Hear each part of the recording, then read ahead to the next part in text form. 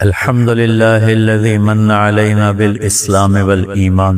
الحمد لله الذي من علينا بآخر الأنبياء والمرسلين محمد المصطفى صلى الله تعالى عليه وعلى آله وعلى أصحابه أجمعين. الحمد لله الذي لا نحصي ثناء عليه وهو كما أثنى على نفسه. وأشهد أن لا إله إلا الله وحده لا شريك له، وأشهد أن سيدنا ومولانا محمدا عبده ورسوله أرسله بالحق بشيرا ونذيرا وداعيا إلى الله بإذنه والسراجا منيرا. صلى الله تعالى عليه وعلى آله وعلى أصحابه وبارك وسلم تسليما كثيرا كثيرا. أما بعد، فأعوذ بالله من الشيطان الرجيم. بسم الله الرحمن الرحيم. لقد جاءكم رسول من أنفسكم عزيز عليه ما عنتم حريص عليكم بالمؤمنين رؤوف رحيم. فإن تولوا فقل حسبي الله لا إله إلا هو عليه توكلت وهو رب العرش الكريم. وقال النبي صلى الله تبارك وتعالى عليه وسلم: يا أبا سفيان جئتكم بكرامة الدنيا والآخرة. وقال النبي صلى الله تعالى عليه وسلم: إن الله بعثني كافة للناس رحمة فأدوا عني أو كما قال. اللہ. میرے محترم بھائیو، دوستو، عزیزو، یہ مہینہ جناب رسول اللہ صلی اللہ تعالی علیہ وسلم کی آمد کا مہینہ ہے. اس کائنات پر اللہ کے بے شمار احسان ہیں، ہر لمحے ہیں. وَإِن تَعُدُّوا نِعْمَةَ اللَّهِ لَا تُحْصُوهَا. اگر تم اللہ کی نعمتوں کو، احسان کو گننا چاہو، نہیں گن سکتے، ناممکن.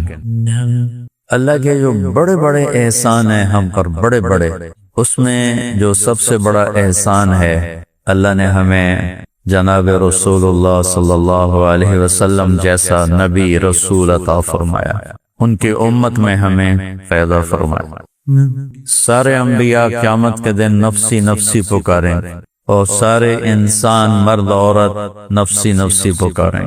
ہمارے نبی کی آواز سب سے الگ ہوگی. آپ امتی امتی پکاریں، یا اللہ میری امت، یا اللہ میری امت، یا اللہ میری. جہنم آئے گی، جہنم کو فرشتے لے کر آئیں، اس کی لگاموں کو پکڑاؤ تو ان سے نا اچھل اچھل کے نکل رہی ہوگی، باہر نکل رہی ہوگی. وہ اس کو قابو کرنے میں تھک رہے ہوں.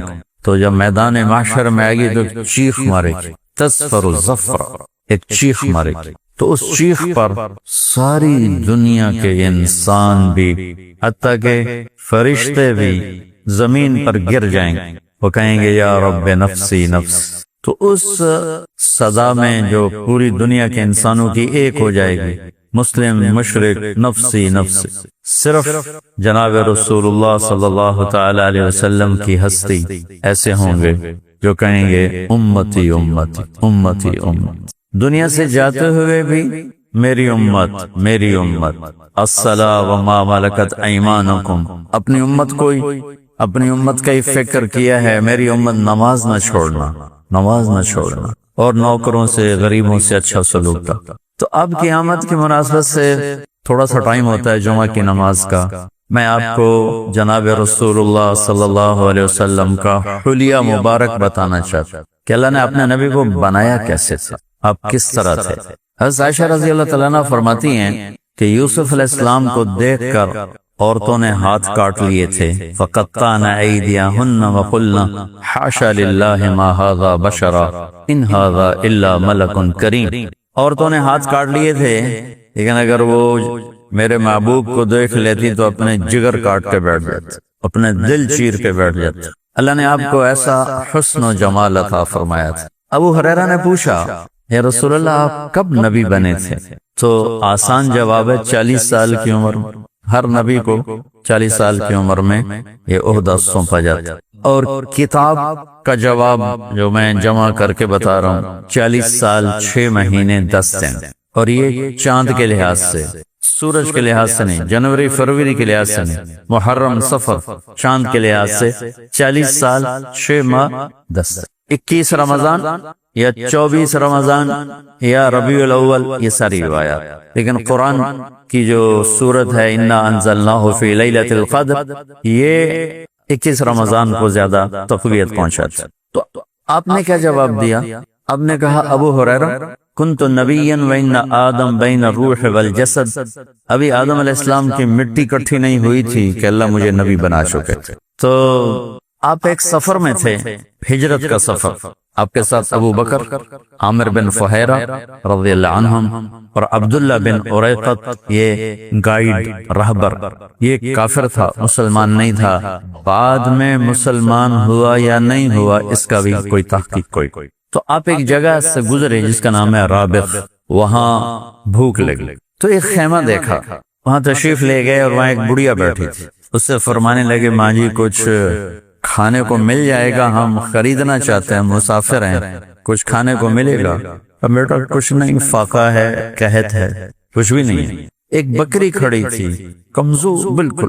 تو آپ نے فرمایا اگر اجازت دو تو اس بکری سے دودھ نکال.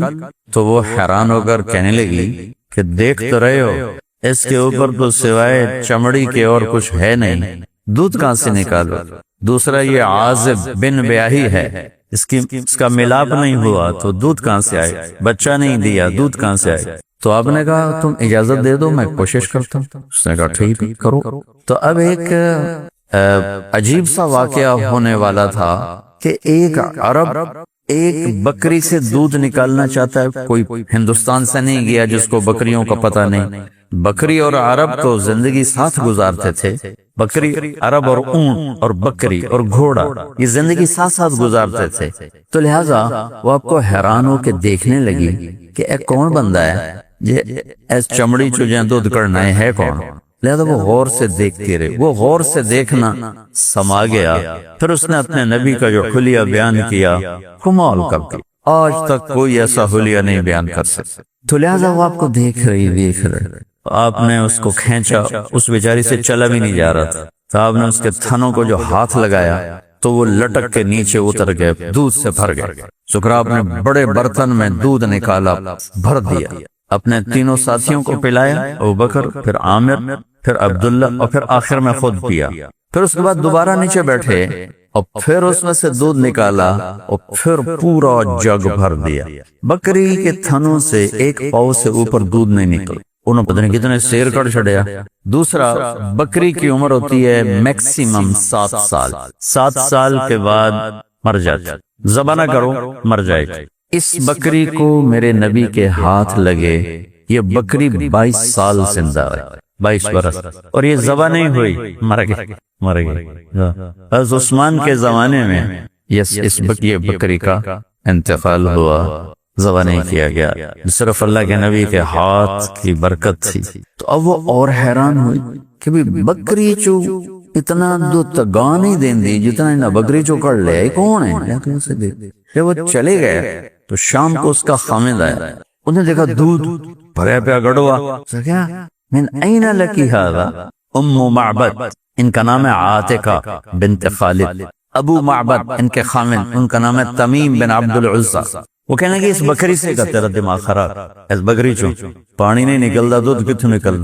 کہنے لگے مجھے نہیں پتا، ایک نوجوان آیا تھا، اس کے ہاتھوں میں کوئی برکت تھی، جادو تھا، کیا تھا؟ یہ دودھ، یہ صرف یہی نہیں، اتنا ہی بھر کے اس نے پہلے نکال کے اپنے ساتھیوں کو پلایا، اتنا ہی بھر کے دوبارہ چھوڑ کے چلا گیا. تو اس نے کہا ان عاتیل، مجھے بتاؤ وہ کیسا تھا، کیسے تھا؟ تو اب ماں جی نے، ان پڑھ عورت نے بتانا شروع کیا.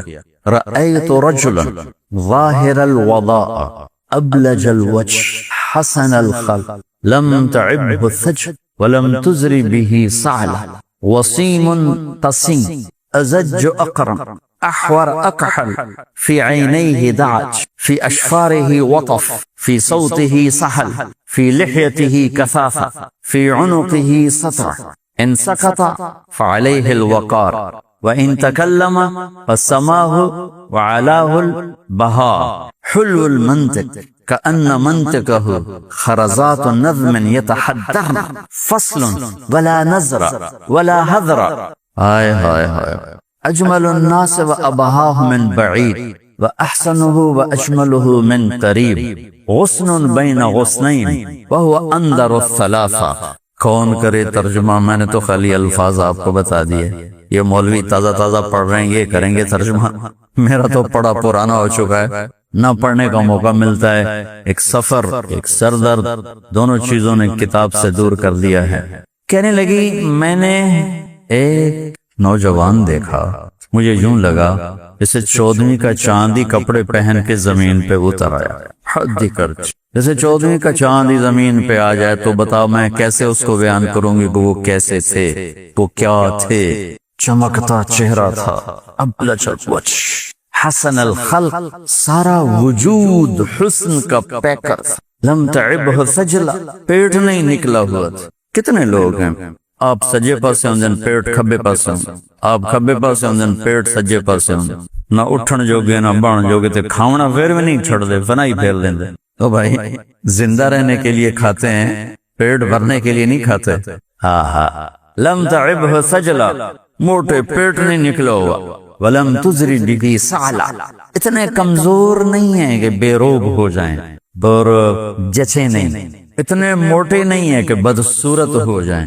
وسیم قصیم، وسیم خوبصورت، قصیم خوبصورت، حسین خوبصورت، یہ ساروں کا ایک مطلب ہے لیکن فرق کے ساتھ۔ حسین دیکھتے ہی اچھا لگے، حسین۔ وسیم جس کو جتنا دیکھو اتنا دیکھنے کا شوق بڑھ جائے۔ یہ دنیا میں ایک ہی ہستی آئی ہے، بس ایک، محمد مصطفیٰ صلی اللہ علیہ وسلم، بن عبداللہ بن عبد المطلب بن ہاشم بن عبد مناف بن قصی بن کلاب بن مرہ بن کعب بن لوی بن غالب بن فہر بن مالک بن نضر بن کنانہ بن خزیمہ بن مدرک بن الیاس بن مضر بن نزار بن معد بن عدنان بن اود بن حمیصہ بن سلامان بن عوس بن بوز بن قموال بن ابی بن عوام بن ناشد بن حزاب بن بلداس بن یضلاف بن طابق بن جاحم بن ناحش بن ماخی بن عیفی بن عبقر بن عبیدت بن الدعاء بن حمدان بن سنبر بن یثربی بن یحزن بن یلحن بن ارعوا بن عیدی بن ذیشان بن عیسر بن اخنات بن ایہام بن مقصر بن ناحل بن زارع بن سمی بن مزی بن عوض بن عرام بن قیدار بن اسماعیل بن ابراہیم بن آذر بن ناحور بن سروج بن رعو بن فائد بن عابر بن ارفخشاد بن سام بن نوح بن لامک بن متوشال بن ادریس بن یرد بن ملہل ایل بن قینان بن آنوش بن شیس بن آدم علیہ السلام۔ ایک ہی ہے وسیم، کیا میں جتنا دیکھوں مجھے دیکھنے کا شوق بڑھے۔ وسیم کیا مطلب؟ جتنا دیکھوں اتنا جینا بھرے اور طلب بڑھے اور طلب بڑھے اور طلب بڑھے۔ یہ دنیا میں یہ لفظ صرف ایک ہستی کے لیے آیا ہے، بس ساری دنیا پھری ہے بار بار، ابھی بھی پھر کے آ رہا ہوں۔ حسین ہیں، قسیم کوئی نہیں، صرف ایک ہی اللہ نے بنایا بس۔ قسیم وسیم ایسے تھے کہ بس میری آنکھ بھرتی نہیں تھی۔ قسیم، قسیم بھی خوبصورت، حسین بھی خوبصورت، وسیم بھی خوبصورت۔ کون سا خوبصورت؟ وسیم دل نہ بھرے دیکھنے سے، حسین دیکھتے ہی اچھا لگے۔ قسیم اس خوبصورت کو کہتے ہیں جس کے جسم کی ساری بناوٹ ہر عضو کے سامنے حسن غلام بن کے کھڑا۔ ہم کہتے ہیں یار وہ اکھیاں بڑی سونیاں، اس کا مطلب ہے چہرہ اتنا اچھا نہیں ہے، آنکھیں بڑی خوبصورت، اس کا ناک بڑا خوبصورت ہے، اس کی انگلیاں بڑی خوبصورت ہیں۔ اور قسیم کسے کہتے ہیں؟ جو سر کے بالوں سے لے کر پاؤں کے ناخن تک حسن سے بھرا ہوا اور اس کے جسم کا ہر عضو حسن کی نشانی ہو، اسے کہتے ہیں قسیم۔ قسیم کہنے لگے وسیم تھے، قسیم تھے، حسین تھے، جسے 14ویں کا چاند کپڑے پہن کے اترا ہو ایسے تھے۔ فی عینیہ تاج، آنکھ بڑی موٹی تھی۔ میرے نبی کے آنکھوں کے بارے میں جو الفاظ آتے ہیں، ادعج، اشکر، احور، اکحل، احدب، انجل، ابرج، 7 الفاظ، یہ میں کئی حدیثوں سے جمع کر کے آپ کو بتا رہا ہوں۔ اما جی نے ایک کہا فی عینیہ تاج یا اکحل احور، 7 الفاظ ہیں مختلف صحابہ نے جو آپ کے بارے میں، آپ کی آنکھوں کے بارے میں ارشاد فرمایا ہے۔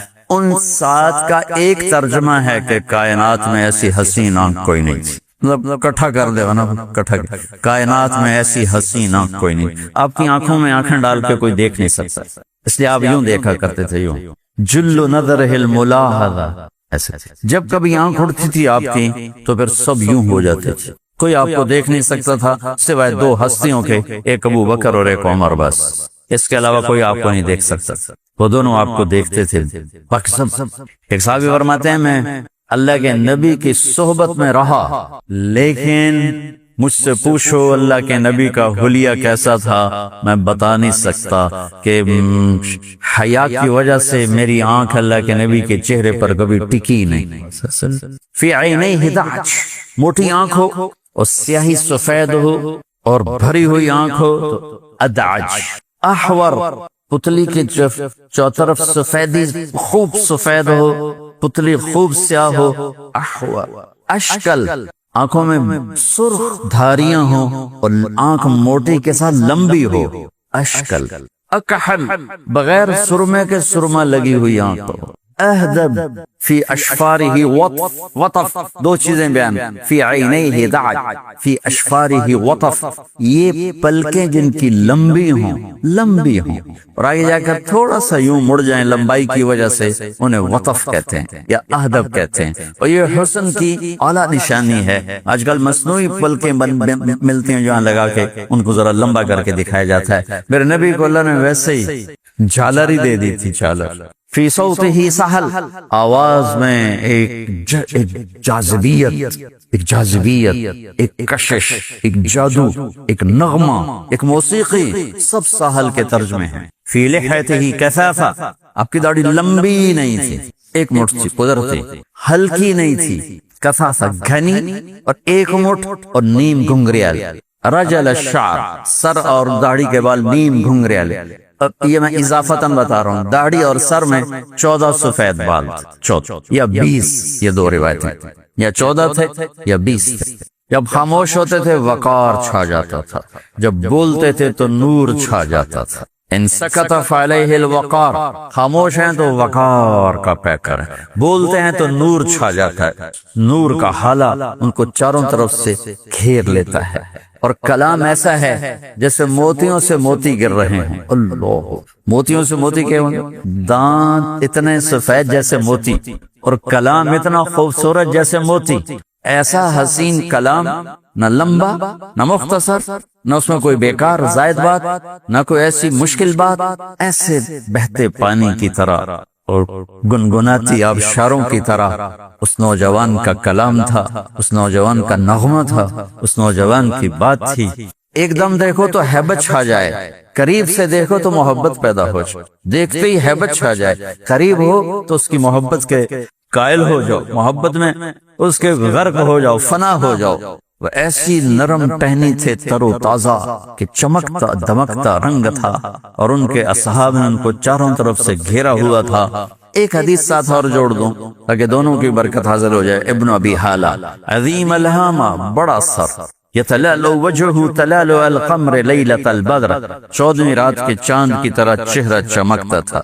ازہر اللون، پھولوں جیسا رنگ نہیں کہا، کلیوں جیسا رنگ، کلی، چونکہ کلی میں چمک زیادہ ہوتی، پھول جب مکمل ہوتا اس کی چمک میں تھوڑی کمی آ جاتی، اور کلی پروان چڑھ رہی ہوتی تو اس میں چمک زیادہ ہوتی۔ ازہر اللون، کلیوں جیسا چمکتا رنگ، اطول من المربوع واقصر من المشذب، نہ لمبا قد کہ برا لگے، نہ چھوٹا قد کہ بے روب ہو جائے، لا تشنہہ عین من طول ولا تقتحمہ عن قصر، نہ چھوٹے ہونے کی وجہ سے بے روب، نہ لمبے ہونے کی وجہ سے خوبصورتی سے باہر، بلکہ درمیانہ قد تھا، نہ بہت لمبا نہ بہت چھوٹا۔ لیکن ایک معجزہ اور کرامت میرے نبی کی تھی، آپ کے برابر کوئی بھی لمبے سے لمبے قد والا جب کھڑا ہوتا تو آپ کا قد اوپر نظر آتا، اس کا نیچے نظر آتا۔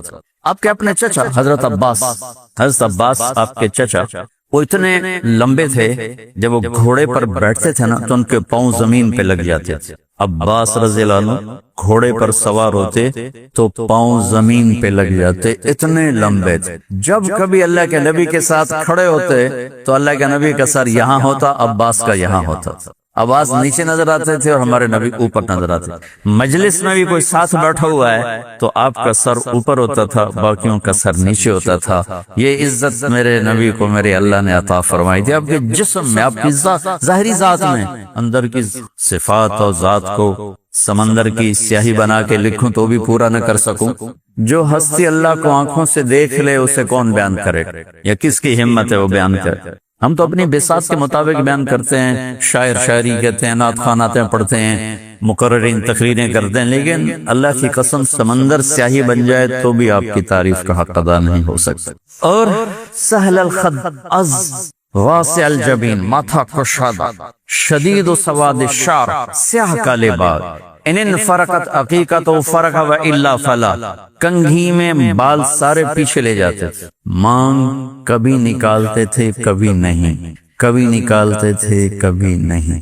جب کبھی مانگ نکالتے تھے اور سر پہ ٹوپی نہیں، آپ ننگے سر بھی بیٹھے ہیں، ہر وقت ٹوپی سر پہ نہیں ہو، ننگے سر، ہاں مجلس میں آپ ٹوپی کے ساتھ ہیں، پگڑی کے ساتھ، گھر میں آپ ننگے سر بھی تشریف فرمائے، گھر میں آپ نے بیٹھ کر چوکڑی مار کے بیٹھ کر ننگے سر بیٹھ کے آپ نے نوافل ادا کی، نوافل، تو پھر آپ کی مانگ سے نور نکلتا دکھائی دیتا تھا، ایسے اقن العرنین، ناک بڑا خوبصورت، یہاں سے اٹھا ہوا آگے سے باریک، اور ایک نور کا حالہ یہاں جگمگ کرتا تھا، یعلوہ النور، یہاں کا نور ہوتا تھا۔ سہل الخدین، گال برابر، نہ پچکے ہوئے نہ ابھرے ہوئے، ابھرا ہوا بھی چربی، پچکا ہوا کمزوری گولائی میں۔ یتلألؤ وجہہ تلألؤ القمر لیلۃ البدر، 14ویں رات کے چاند کی طرح آپ کا چہرہ گولائی میں تھا۔ جابر بن سمرہ فرماتے ہیں کہ ہم مسجد میں صحن میں اللہ کے نبی سرخ دھاری دار چادر اوڑھ کے بیٹھے تھے، اوپر 14ویں کا چاند تھا، میں کبھی چاند کو دیکھتا کبھی آپ کے جمال کو دیکھتا تو مجھے آپ کا حسن چاند کے حسن سے زیادہ نظر آ رہا۔ وہ چاند تشریح کوئی نہیں، ویسے ہمارے پاس تشبیہ کے لیے چاند کے سوا کچھ ہے نہیں، ورنہ میں کہاں کرتا ہوں اگر میں اپنے نبی کو چاند سے تشبیہ دوں تو اس میں داغ لگا ہوا ہے، اور سورج سے تشبیہ تو اس میں آگ بھری ہوئی ہے۔ میرا نبی بے داغ بھی ہے بے آگ بھی ہے، لیکن ہمارے پاس تشبیہ کے لیے چیز ہے یہ سورج کی طرح، چاند کی طرح۔ میں آپ کو حدیث سے سنا رہا ہوں، 14ویں رات کے چاند کی طرح چہرہ چمکتا تھا۔ غلی الفم، ہونٹ بڑے خوبصورت، کھلا منہ، اشنب، دانت ایسے گولائی میں یوں اور یوں، مفلج الاسنان، یہ 4 دانتوں میں خلا، 4 دانتوں میں خلا، براق الثنایا، دانتوں کا حسن کیسا تھا، جب آپ مسکراتے تھے دانتوں سے نور نکل کے دیوار پہ پڑتا تھا، ایسے ایسے نظر آتا تھا، شعائیں نکلتی ہوئی نظر آتی تھی۔ ازج الحواجب، یہ بھویں قوس کی طرح، کمان کی طرح گول، ایسے بالکل اوپر آنکھوں پر یوں کمان کی طرح پھیلی ہوئی۔ سوابر، گھنے بال، من غیر قرن، یہاں بال نہیں ہیں، یہ خوبصورت گول لمبی، اور یہاں بال نہیں، یہاں کیا ہے، یہ جگہ خالی ہے، بینہما عرق، یہاں ایک رگ تھی، رگ جو سوئی ہوتی تھی، لیکن جب کبھی آپ کو غصہ آتا تو وہ ابھر کے باہر آ جاتی تھی اور ایسے ایسے ایسے حرکت کرتی تھی، آپ کا غصے کا اظہار نہیں ہوتا تھا، برداشت ہوتا تھا۔ تنبیہن کبھی کسی کو فرمانا الگ بات، لیکن آپ غصے کو برداشت فرماتے تھے، اس کے باڈی ریئیکشن میں یہ رگ ایسے پھڑکنا شروع ہو جاتے تھے۔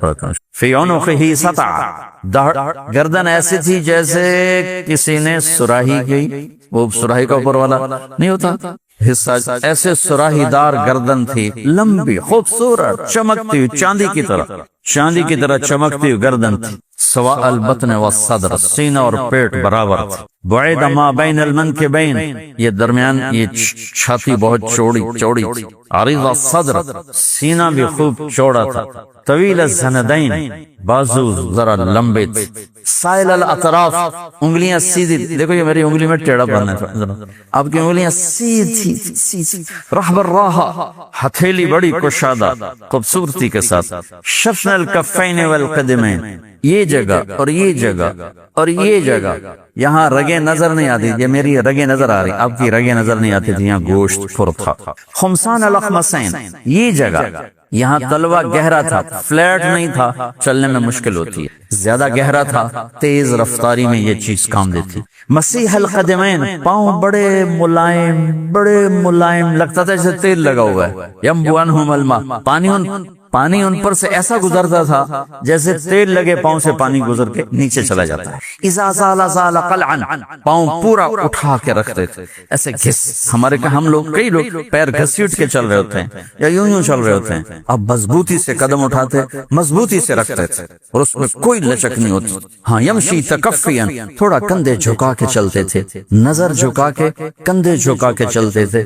اس طرح کبھی نہیں کیا، ہمیشہ یہ رکھا کہ اللہ کے بعد سب سے بڑی ہستی، یعنی ایک جملے میں ختم کر دوں بات، اللہ کے بعد سب سے بڑی ہستی. اور وہ یوں چلتے تھے، ایسے نہیں چلتے تھے، یوں چلتے تھے.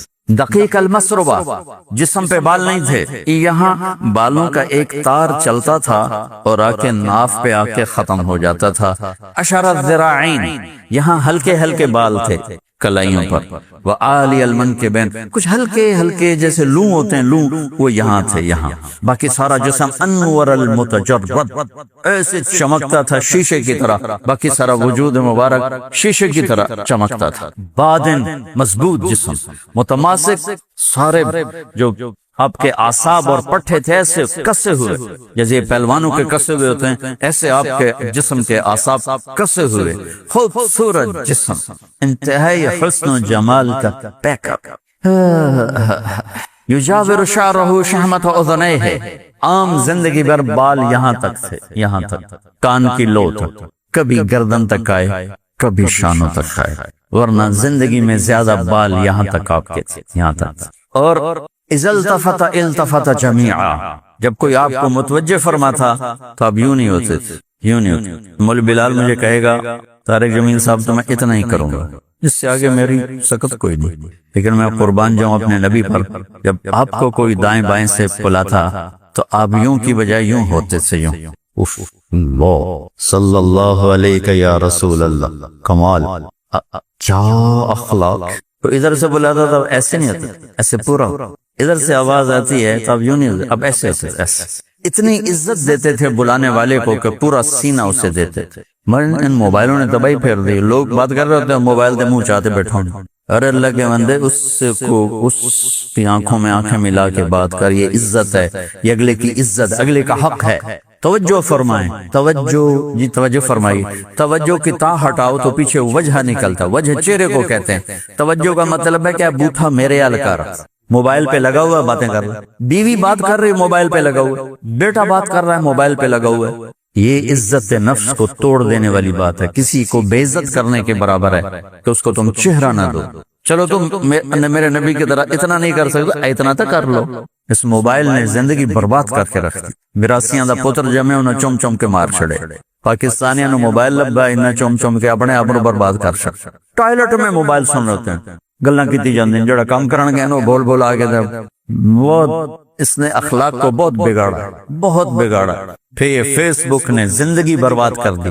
ارے بھائی کچھ وقت اللہ کو دے دے، کچھ اللہ کی کتاب کو دے دے. اس وقت لگے ہوئے بیٹے نے بات کی، بیٹی نے بات کی، بیگم نے بات کی، یا خامن نے بیگم سے بات کی، بچے نے ماں سے بات کی، وہ سب اسی پہ لگے ہوئے. بہن بھائی بیٹھے اپنے اپنے موبائل پہ لگے ہوئے. یہ ضرورت کی چیز ہے، اپنے آپ کو تباہ کرنے کی نہیں. کھانا بھی کھا رہے ہوں موبائل پہ سودا بھی کر رہے ہیں. ارے بھائی تو زہر کھا رہا ہے، یہ زہر بن رہا ہے، تیری جان اس سے زیادہ قیمتی ہے. تو میرے نبی پوری طرح متوجہ ہوتے. جلو دیکھ کے تبسم، آپ کا مسکرانا ہوتا تھا. کبھی کبھی ہنسے، کبھی کبھی زور سے بھی ہنسے کہ آخری داڑیں نظر آنے لگی، آخری داڑیں نظر آنے لگی. لیکن ہم ایسے کر کے نہیں ہنسے. صحابہ کو روکا نہیں، کیونکہ بتا کہ قابو میں نہیں کر سکتے. آپ کے سامنے صحابہ، ایک صحابی ان کا نام ہے اسید بن حزیر، ایک ہے نعیمان، ایک ہے عبداللہ بن حذیفہ. یہ ان صحابہ میں اتنی ظرافت تھی، یہ اللہ کے نبی کی محفل میں ہنساتے تھے. صحابہ ہنستے تھے زور زور سے، لیکن آپ کا ہنسنا مسکرانا ہوتا تھا. چند مواقع ایسے آئے کہ آپ زور سے بھی ہنسے اور آپ کی آخری داڑیں بھی نظر آنے لگی. یہ میں نے مختصر سا آپ کو اللہ کے نبی کا حلیہ مبارک بتا دیا. جو بھی مجھے یاد آیا، کچھ چیزیں ممکن ہے رہ گئی ہوں یادداشت میں، لیکن جتنا ضرورت تھا تو میں نے سر آپ کے سامنے اللہ کے محبوب صلی اللہ تعالی علیہ وسلم کی ہستی اور ذات کو پیش کیا ہے. چند ایک چیزیں ہیں. آپ محفل میں چوکڑی مار کے بیٹھتے، عطیات کی شکل میں ایسے بیٹھتے. کبھی پاؤں لمبا نہیں کیا، محفل لمبی ہو گئی آدمی تھک جاتا ہے. کبھی آپ نے کسی کی طرف پاؤں لمبا نہیں کی. اسی طرح بیٹھتے تھے. جب مجلس میں کسی کو متوجہ کرنا ہوتا تھا تو یوں نہیں کرتے تھے، یوں کرتے تھے ایسے پورا ہاتھ. انگلی اٹھانا محاورہ ہے نا، انگلی اٹھاتا ہے، اب ایسے نہیں کرتے، ایسے کرتے، پورے ہاتھ سے بلاتے تھے اور سب کو برابر توجہ دیتے تھے اپنی مجلس میں، اور کسی کا نام لے کر اس کا عیب نہیں بتاتے تھے. جیسے ہمارے خطیبوں نے آگ لگائی ہوئی، ممبر پہ بیٹھ کے لوگوں کی عزتوں کے برقشے اڑا رہے ہیں. میرے نبی کی زبان سے کسی منافق کے بارے میں بھی ممبر سے کوئی بات نہیں نکلی، حتیٰ کہ حضرت عائشہ رضی اللہ عنہا کے معاملے میں جب عبداللہ بن ابی نے انتہا کر دی تو بھی آپ نے ممبر پر آ کر فرمایا کہ کچھ لوگ میرے گھر والوں کے بارے میں مجھے بہت تنگ کر رہے ہیں. کچھ لوگ، وہ نامورا سامنے بیٹھا ہے اور سب نے پتا ہے بیٹھا ہے، لیکن آپ نے اس کا نام نہیں لیا. یہ میرے نبی کی خوبصورت صفت. بیان کے دوران کبھی کبھی جب آپ بات میں تھوڑا اونچی آواز ہوتی تو اب ہاتھ یہاں تک لے جاتے تھے، یہاں سیدھے ہاتھ یہاں ایسے. اس سے زیادہ آپ کے ہاتھ کا اشارہ نہیں. ہمارے طرح نہیں کدے مکے دے کدی آستینہ اٹھتے دے کدی میز تے مکہ مار دیں، بس آپ اتنا کرتے تھے بس. اور محفل میں بیٹھے ہوئے آپ کی جو بے ساختہ جسم کی حرکت تھی، بے ساختہ باڈی حرکت ہوتی ہے ہر آدمی کی، کوئی نہ کوئی اس کو پتہ نہیں چل رہا ہوتا اور وہ اس کی وہ حرکت چل رہی ہوتی. تو یہ آپ دوران گفتگو آپ یوں فرمایا کرتے تھے، یہ ہتھیلی اور یہ انگوٹھا، اس کو یوں ایسے ایسے ٹکراتے رہتے تھے. جب کوئی عام گفتگو ہو رہی ہوتی تھی تو اس گفتگو میں بے ساختہ آپ یوں فرما رہے ہوتے تھے. یہ آپ کی عادت بغیر ارادے کے. یہ میرے نبی پاک صلی اللہ تعالی علیہ وسلم ہیں، اور قربان جاؤں ان صحابہ پر جنہوں نے ہر ادا کو محفوظ کر کے ہم تک پہنچایا. قربان، یہ تو میرے نبی کی ذات ہے. میرے نبی کی بکریاں صحابہ نے ہم تک پہنچایا. عجوہ، سقیہ، برکہ، زمزم، ورثہ، اطلال، اطراف، کمرا، غیثہ، یہ 9 بکریاں ہیں جو میرے نبی کی تھیں، اور اس میں 10واں بکرا تھا جس کا نام تھا یمن. اور اتنی ڈیٹیل میں قربان جاؤں ان کی قبروں کو اللہ روشن کرے. صحابہ کرام اتنا کچھ ہمیں پہنچا دیا کہ آپ کی زندگی میں آپ کی بکری کمرا مر گئی، کمرا مر گئی. سبحان. اور ان کو چرانے والی تھی کون؟ ام ایمن. وہ شام کو ان کا دودھ نکالتی، جس گھر میں آپ تشریف فرما ہوتے اس میں وہ دودھ پہنچا دیا جاتا تھا. پھر آپ کے 2 گدھے عفیر یافور، پھر آپ کے 2 خچر دلدل فضہ، پھر آپ کے 2 اونٹ عسکر ثعلب، پھر آپ کی 4 اونٹنیاں عزبا، جدعا، شہبا، قصوا، پھر آپ کے گھوڑے سجل، سکب، سبحہ، مرتجس، لزاز، صراف، لحیف، یعصوب، یعبوب، ورد. یہ میرے نبی کے گھوڑوں کے نام. قربان جاؤں اللہ نے اپنے محبوب سے ایسا پیار کیا ہے کہ اس کی ہر شے ہم تک پہنچا. جس کو میرے نبی نے انگلی لگا دی وہ بھی ہم تک پہنچی اور محفوظ ہے. یہ جو ایک عمل کی کئی شکلیں ہیں نا، کہ ہم ہاتھ یہاں باندھتے ہیں، کچھ امت یہاں ہاتھ باندھتی، کچھ رفع یدین کرتے ہیں، کچھ نہیں کرتے ہیں، کچھ اونچی آمین کہتے ہیں، کچھ آہستہ آمین کہتے ہیں. یہ سب میرے نبی کے بتائے ہوئے طریقے ہیں. اگر کسی ایک پر امت جمع ہو جاتی تو باقی سارے طریقے گم ہو جاتے. میرے نبی نے زندگی میں ایک دفعہ بھی جو عمل کیا ہے وہ بھی زندہ ہے کہیں نہ کہیں. تو اللہ جس سے پیار ہوتا اس کی ہر شے کو باقی رکھا جاتا. اب ہمارے برے صغیر میں یہ فرقے بن گئے ہیں، اس پہ لڑائیاں چل رہی اور اس پہ نفرت کی آگ بھڑک اٹھی ہے. میں تو کہتا دنیا سے چلا جاؤں گا، پتہ نہیں یہ آگ بجھے گی کہ نہیں بجھے گی. کہ بھائیو امت بن کے چلو، امت بن کے چلو، امت بن کے چلو. اور آخر میں ایک حدیث سنا دیتا ہوں پھر نماز پڑھ. میرے نبی وضو فرما رہے تھے تو صحابہ آپ کے وضو کا پانی گرنے نہیں دے رہے تھے، نیچے سے لے رہے تھے. جیسے بوک کے چلے آ، کسی ہاتھ سے چلے آ، کسی منہ تے ملے آ، کسی سینے تے، کسی ہتھاں تے. تو آپ نے فرمایا ما یحملکم علی ھذا، یہ کیوں کر رہے ہو؟ کہ حبا للہ ولرسولہ. کہ یا رسول اللہ آپ اور آپ کے رب کی محبت نہ کر رہے ہیں اور کیا کریں. تو آپ نے فرمایا میں بتاؤں اصلی محبت کیا ہوتی ہے؟ میں بتاؤں اصلی محبت کیا ہوتی؟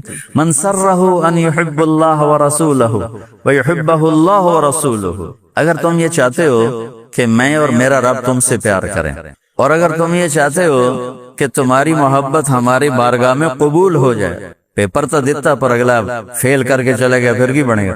تو کہا تمہاری محبت میرے اور میرے رب کے دربار میں قبول ہو جائے اور میں اور میرا رب بھی تم سے محبت کرنے لگے، وہ نہ بتا دوں جو کر رہے تھے اس سے روکا نہیں. اس کا مطلب ہے کہ یہ اظہار محبت کے مختلف طریقے ہیں، کوئی کسی طرح کوئی کسی طرح، تو یہ چلیں گے قیامت تک چلیں گے.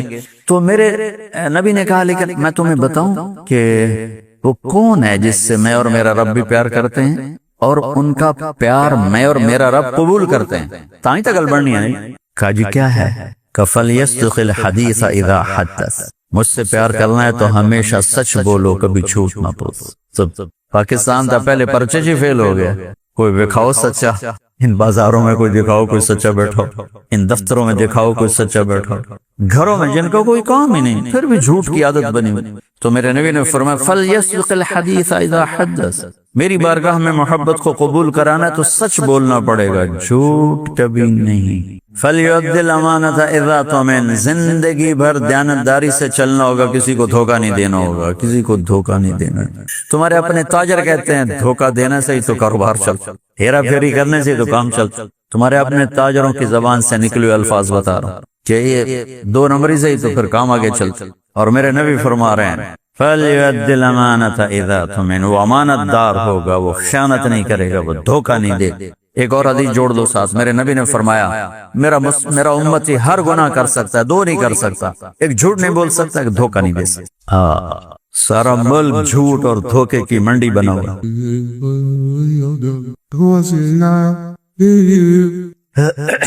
تیسری بات فَلْيُحْسِنْ جِوَارَ مَنْ جَاوَرَهُ، مجھ سے محبت ہے، میرے رب سے محبت ہے، اور تم چاہتے ہو کہ ہم بھی تم سے پیار کریں تو ایک سچ بولو، ایک دیانتداری سے کام کرو، دھوکہ نہ دو، خیانت نہ کرو، اور تیسرا پڑوسی سے اچھا سلوک کرو، چاہے پڑوسی کوئی بھی اپنا ہو، غیر ہو، مسلم ہو، غیر مسلم ہو، پڑوسی ہے اس کا خیال اس سے اچھا سلوک کرو۔ یہ تین باتیں ہیں جس پر اللہ اس کا رسول شہادت دے رہے ہیں، گواہی دے رہے ہیں کہ ہاں تم ہم سے پیار کرتے ہو، ہم بھی تم سے پیار کرتے ہیں۔ بھائیو یہ سیکھنے کی چیزیں ہیں۔ اگر آج تک جھوٹ بول رہے ہیں بیٹھے بیٹھے توبہ کر، اگر آج تک دھوکہ دے رہے ہیں بیٹھے بیٹھے توبہ کر لیں، پڑوسی سے گڑبڑ ہے جا کے اس سے صلح کر لیں تو اللہ رسول کے رجسٹر میں ہم بھی نام آ جائے۔ اور تبلیغ اس کو سیکھنے کی محنت ہے، جب اللہ ہمت دے وقت لگانا، اور یہاں سے اٹھ کر کسی سے لڑے ہوئے صلح کر لیں، سچ بولنے کی نیت کرو، دیانتداری کی نیت کرو، اللہ کی قسم بڑی قیمت لگے گی قیامت کے دن۔ اب لوگ تاجر ہو، اکثر جب مارکیٹ میں چیز کم ہو جاتی ہے تو کیسے اس کی قیمت اوپر جاتی ہے، پھر اس کے لیے مارکیٹنگ کی ضرورت نہیں پڑتی، اپنے آپ وہ جا رہی اور جب چیز زیادہ ہوتی ہے پھر اس کو بیچنا مشکل بن جاتا ہے اور اس کے گاہک تلاش کرنے مشکل ہو جاتے ہیں۔ یہ جو تین باتیں بتا رہا ہوں، 7 بر اعظم، 7ویں تھے تو برف سے جاندہ کوئی نہیں، 6 بر اعظم اللہ نے مجھے پھرا دی، بار بار پھر کے بتا رہا ہوں۔ یہ سودا دنیا سے ختم ہو چکا، بہت کم لوگوں کے پاس ہے، بہت کم لوگوں کے پاس ہے، بہت کم لوگوں کے پاس ہے۔ اللہ کی قسم اگر یہ سودا لے کے مر گئے نا تو اللہ بڑی قیمت لگائے، بڑی قیمت لگائے، منہ مانگی قیمت لگائے، منہ مانگی۔ تو بہت بڑی صفت ہے سچائی، دیانتداری اور پڑوسیوں سے حسن سلوک، انسانوں سے حسن سلوک۔ اللہ تعالیٰ مجھے بھی توفیق دے آپ کو۔